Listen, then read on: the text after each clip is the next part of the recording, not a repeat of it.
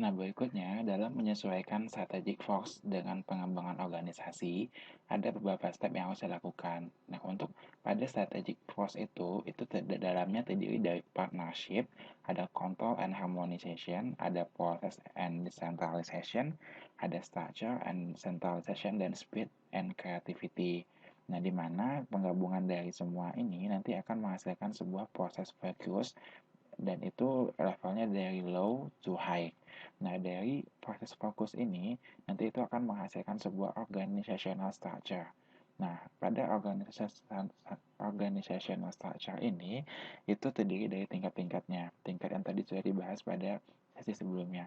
Dimulai dari network, directive, delegation, coordination, dan collaboration.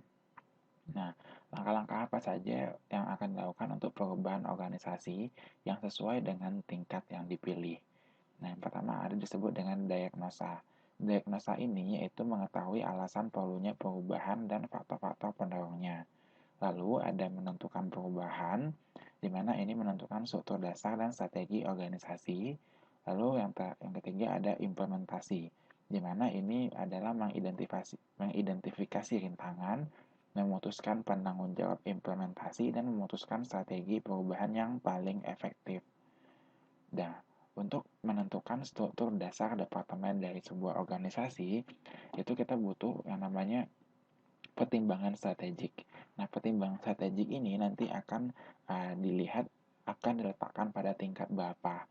Nah, ini nanti masuknya ke pertimbangan struktur, di mana ada tingkat 1, 2, 3, 4, sampai 5.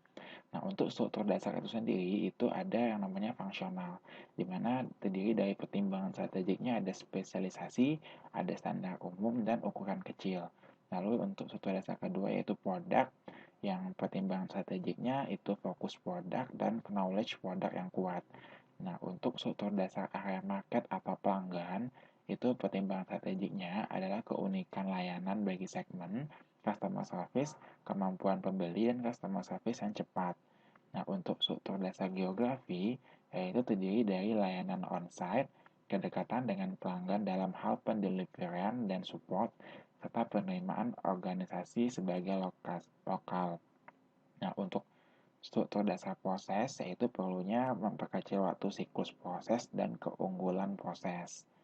Nah, berikutnya ini adalah tahapan dari rancangan sebuah organisasi, di mana berawal dari strategi, lalu nanti pindah ke departmental structure, lalu ada key process, lalu ada organizational structure, nanti turunnya kepada key people, ada roles and responsibility, turun ke performance measure, dan training and development. Di sini kita akan membahas secara spesifik mengenai organizational structure, di mana dari masing-masing ini nanti akan saling berhubungan antara satu sama lainnya juga.